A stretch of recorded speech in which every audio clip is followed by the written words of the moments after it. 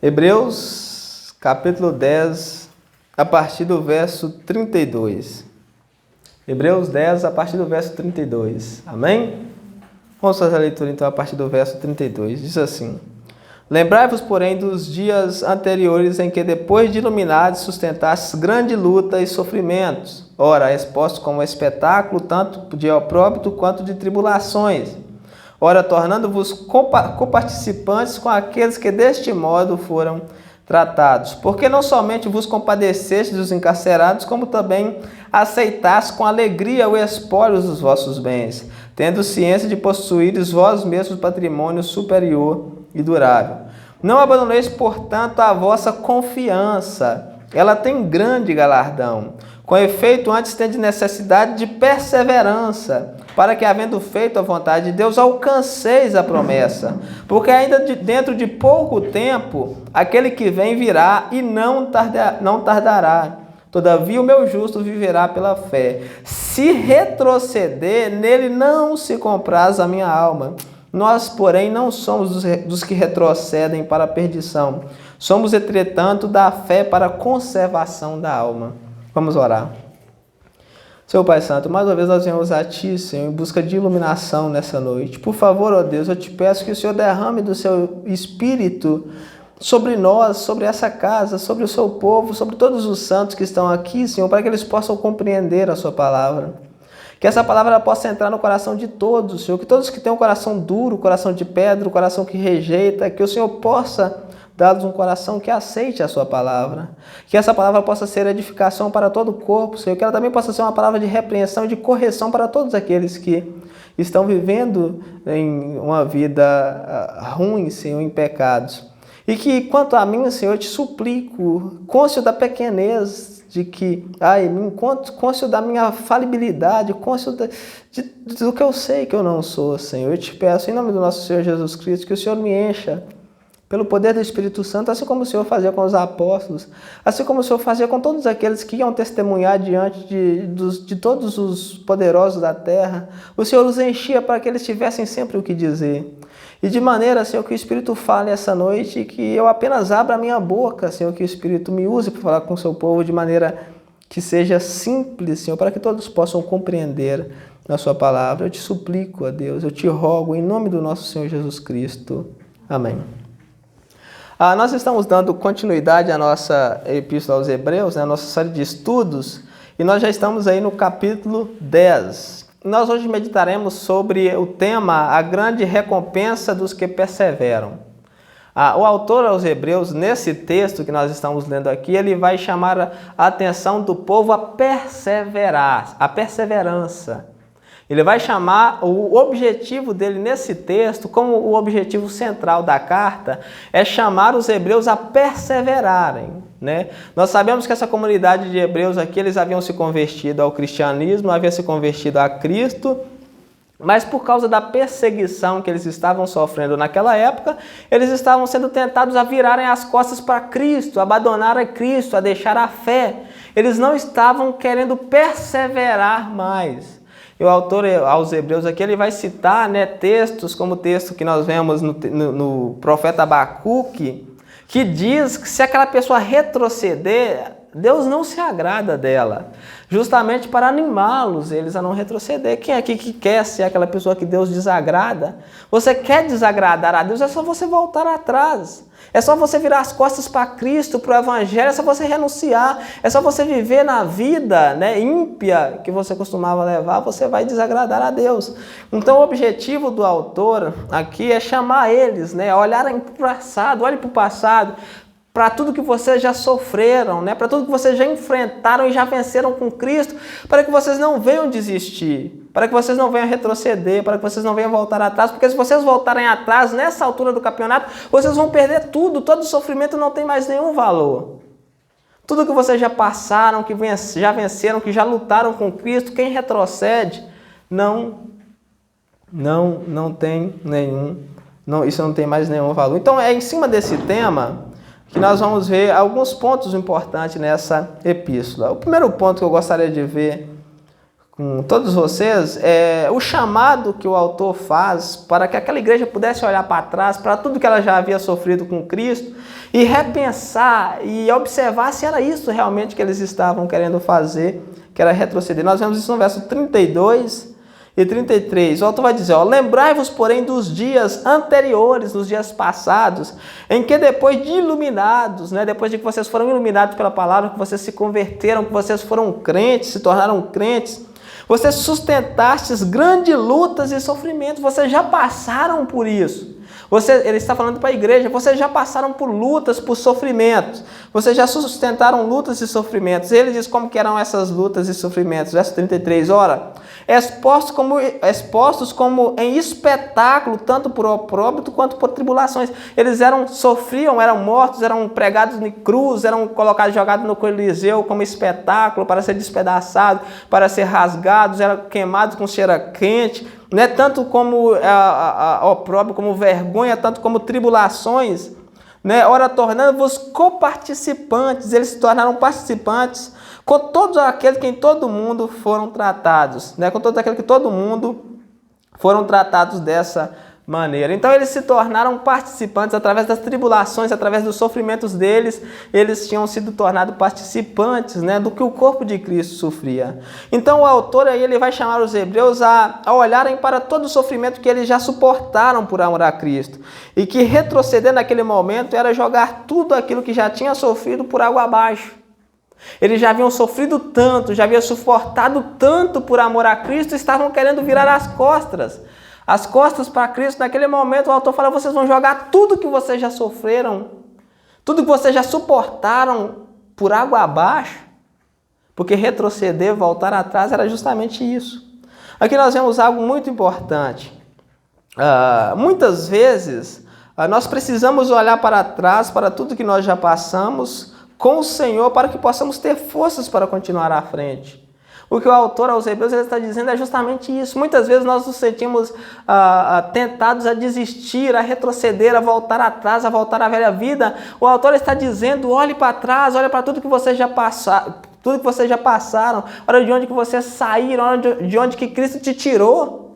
Olha para todos os sofrimentos que vocês já passaram, para todas as exclusões. Cadê a grande roda de amigos que vocês tinham? Todos te abandonaram. Cadê as festas mundanas? Cadê tudo? Todos os sofrimentos que vocês já passaram por Cristo, olha, para que vocês não retrocedam. Então, o olhar aqui para trás, ele nos dá força para continuar adiante. Eles já tinham sofrido tanto, e porque estava vindo mais sofrimento, eles iam voltar atrás. O autor fala, não perca tudo que vocês já sofreram, com medo do que ainda está por vir. Com medo do que ainda está por vir. Quando nós olhamos para trás, nós vemos o quanto já andamos e o quanto já vencemos com o Senhor Jesus. Aí, com isso, nós adquirimos forças para continuar em frente, pois a luta já está prestes a acabar. O que o autor está dizendo é, olha para trás para que vocês vejam quanto vocês já sofreram, mas continuem em frente, porque logo tudo passará, logo tudo acabará, logo vocês estarão sem sofrimento com o Senhor. Imagina você ter lutado, um exemplo, você está no mar, vamos falar no mar. Você já nadou até metade com aquela dificuldade, com aquela luta, tubarão de cá, a água viva de cá, dando choque de cá, piranhas. Então, não que tu fala que tenha piranha no mar, que eu nem sei se tem, mas um exemplo. Você já passou por todo esse sofrimento e você olha para trás, e queira voltar. O autor fala assim, vocês já passaram por tudo isso, vocês olham para o que vocês já passaram. Vocês vão jogar isso tudo por água abaixo, com medo de continuar em frente, porque você está na metade, continue em frente, logo tudo vai acabar. Não vale a pena voltar atrás, não vale a pena deixar tudo que vocês já passaram com o Senhor por medo de continuar em frente. por opressão daqueles que te oprimem. Então ele chama, olhe para trás, olhe para tudo que você já sofreu e continue em frente, porque o olhar para trás, por tudo que nós já passamos com Cristo, nos dá força. Muitas vezes nós estamos desanimados, né? E nós lembramos de todas as vitórias que nós já tivemos, de todos os relacionamentos, de tudo que nós já passamos com o Senhor Jesus, e nós temos força para olhar para frente. Então muitas vezes quando você estiver desanimado a perseverar, olha para tudo que você já passou, tudo que Cristo já te mostrou, todos os encontros que você já teve com Cristo, para que você não desista. Segundo ponto que nós vemos aqui é as virtudes daqueles que contemplam a eternidade. O autor ele vai citar algumas virtudes daquelas pessoas, daqueles cristãos que contemplam a eternidade. No verso 34 ele diz assim, verso 34, porque não somente vos compadeceste dos encarcerados, como também aceitastes com alegria o espólio dos vossos bens, tendo ciência de possuir vós mesmos patrimônio superior e durável. Aqui o autor ele cita algumas virtudes dos crentes hebreus que eles haviam se compadecido dos encarcerados, né? E eles eram desgarrados aos bens materiais. Por quê? Pois eles sofreram a perda deles com alegria, porque eles contemplavam a eternidade. Então essas duas virtudes eles se compadeciam daqueles que estavam presos por amor do nome de Cristo, e eles sofriam com alegria, eles eram desgarrados do bem material. Eles não amavam o bem material, eles não brigavam, eles não lutavam, eles não defendiam aquilo com a própria vida, eles eram desgarrados. O autor diz que eles sofreram com alegria o espólio dos vossos bens. Isso significa que eles sofreram com alegria a perda do bem material. Por quê? Por que eles sofreram com alegria a perda dos bens materiais? Porque ele diz, tendo ciência de possuídes vós mesmos patrimônio superior e durável. Em outras palavras, eles tinham os olhos, eles contemplavam a eternidade. Eles sabiam que o patrimônio superior e durável era eles na eternidade. Eles sabiam que eles eram o patrimônio superior. Eles sabiam que a eternidade era mais importante do que os bens materiais. Eles sabiam que o bem maior era a eternidade. Era morar com Deus. Por isso que eles sofreram com alegria.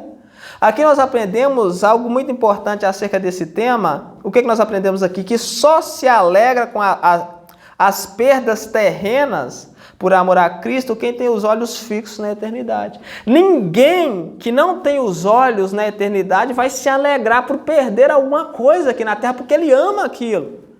Quem ama as coisas da terra nunca vai se alegrar por perdê-las.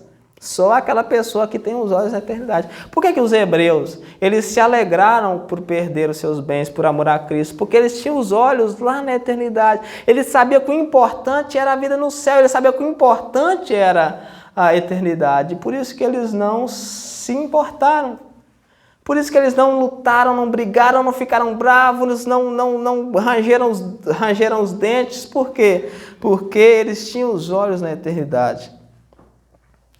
Quando não temos os nossos olhos fixos na eternidade,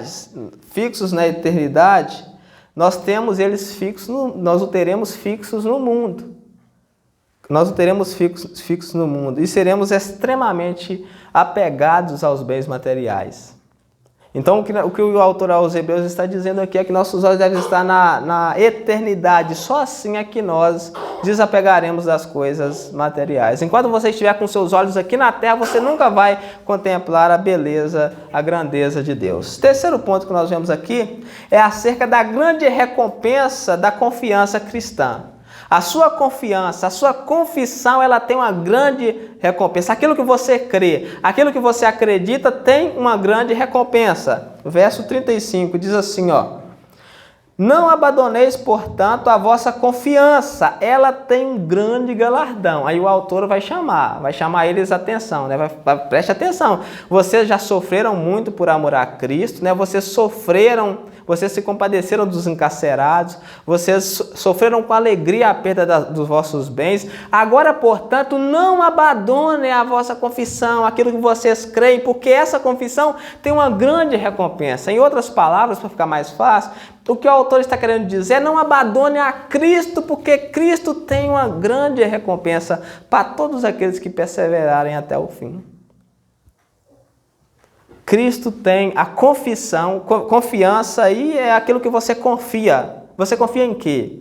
Não é nem ouro, nem em prata. Nós confiamos em Cristo. Confiança é a mesma coisa que confissão. É aquilo que você confessa. É o que você crê. Você crê que Cristo é o Senhor, o Salvador. Então, abandonar a confiança é abandonar a Cristo. O autor diz, não abandone a vossa confiança porque ela tem uma grande recompensa. Todos aqueles que estão firmes, que não retrocedem, eles receberão essa grande recompensa, a vida eterna. Lá em Apocalipse, capítulo 21, acredito que é 21, 22, fala que só herdará o vencedor.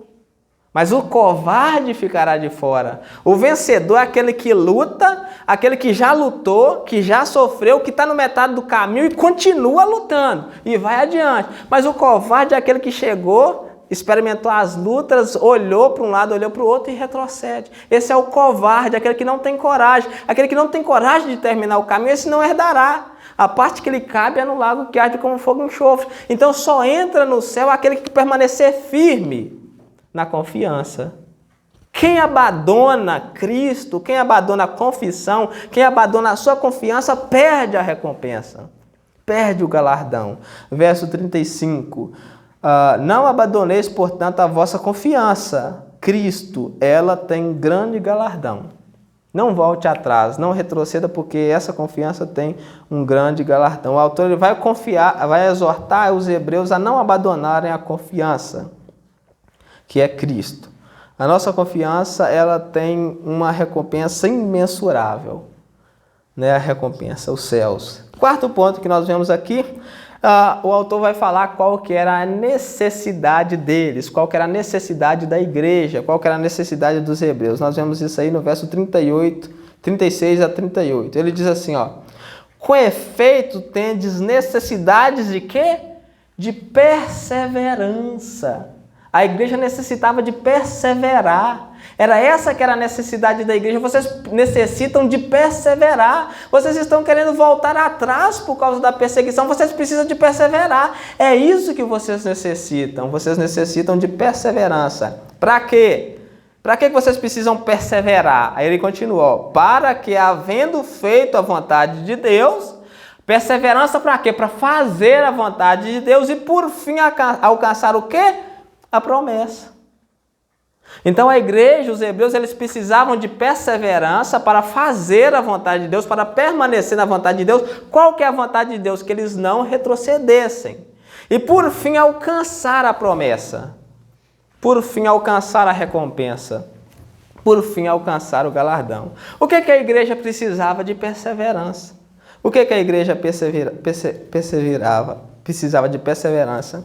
A necessidade dos hebreus era de perseverança para poderem alcançar a promessa. Eles estavam desanimados e prontos a desistir. Talvez você esteja da mesma forma que um hebreu também estava, que aqueles hebreus estavam. Talvez você já tenha passado aquele pensamento pela cabeça, muitas vezes, né, de desistir. Eu vou voltar atrás, eu não consigo, eu vou desistir, eu vou parar de ir na igreja, eu vou parar de orar, eu vou parar de ler a Bíblia, eu vou parar com isso. Né? Todos os dias que eu vou lá, eu vejo que eu sou pecador e eu não consigo mudar. Né? Então tem isso, tem essas questões. Mas a palavra não é que você desista, a palavra é que você persevere. Né? A palavra é que você creia no Senhor, que Ele pode perdoar. Então a necessidade da igreja era perseverar em frente, era continuar, não era para desistir.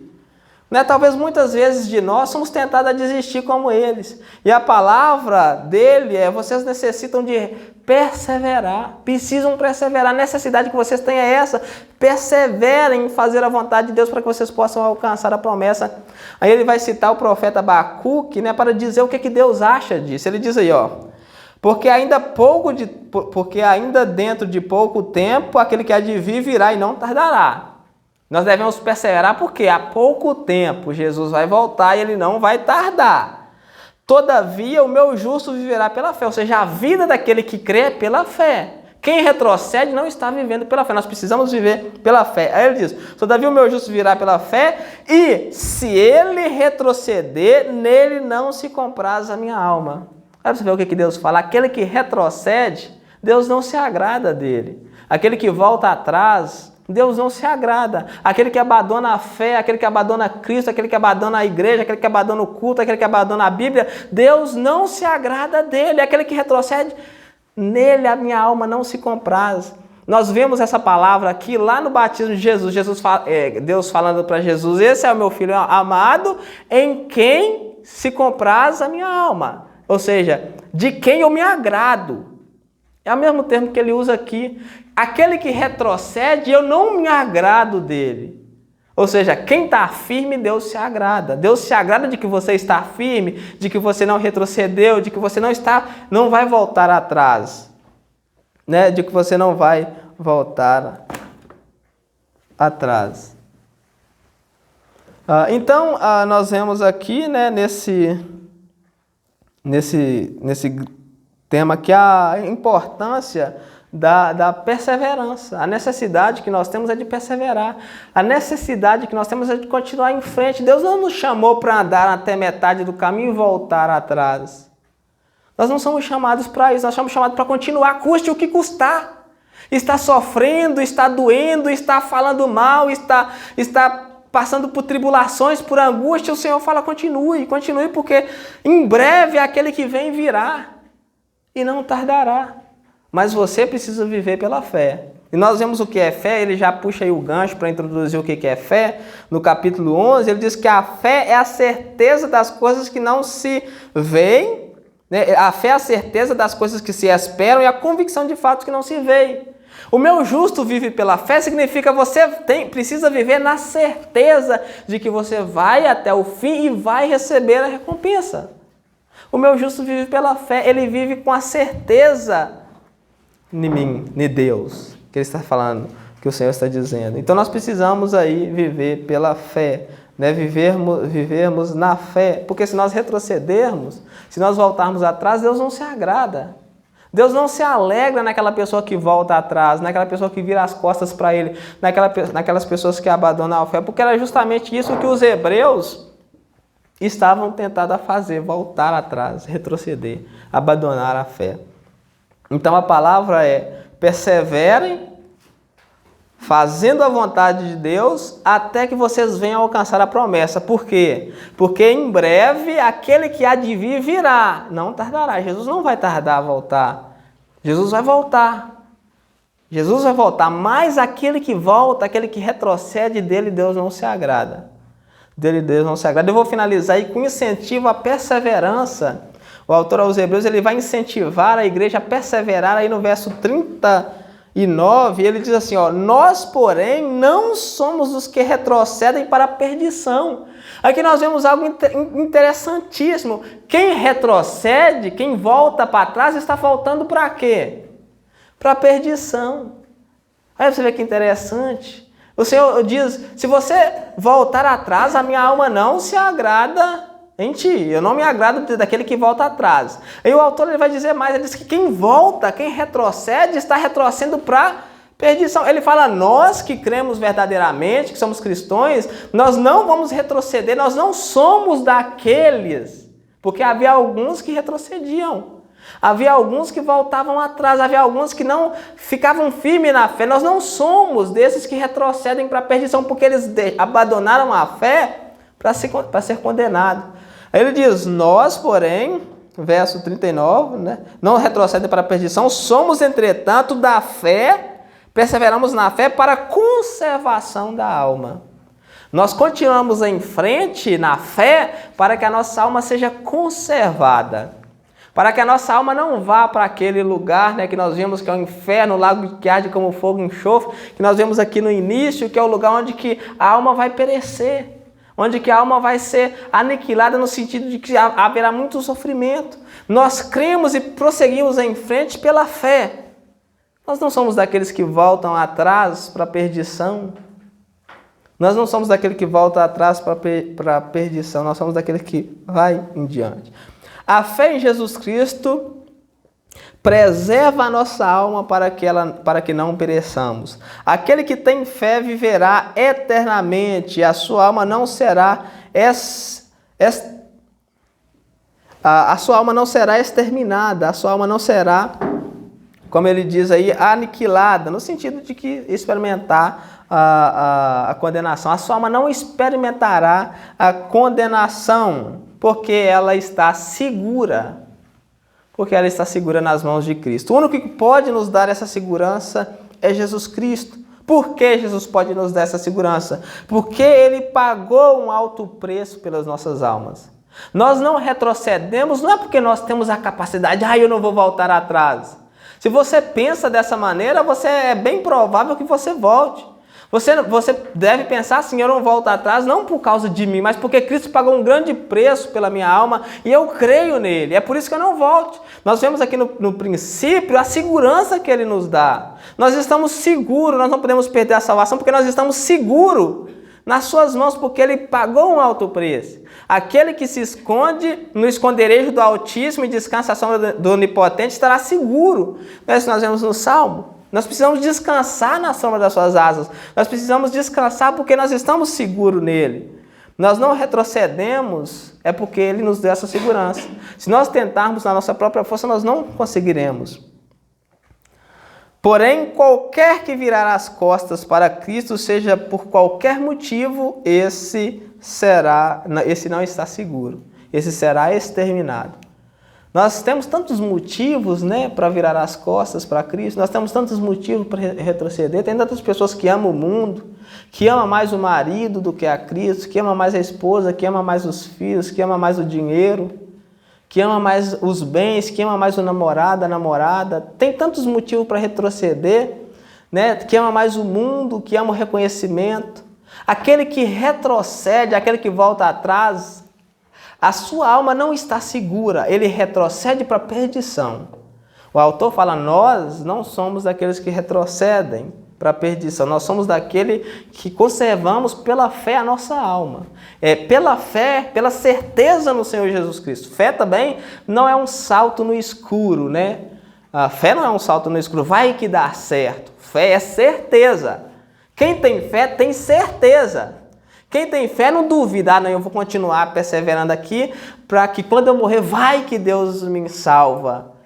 Fé não é um salto no escuro, Eu vou perseverar para que quem sabe Deus não me salva. Não, fé, eu vou perseverar porque eu sou salvo. Porque Cristo morreu no meu lugar, porque Cristo me deu a salvação, porque Cristo me segura. É por isso que eu vou perseverar. Porque eu tenho certeza, pela fé eu tenho certeza.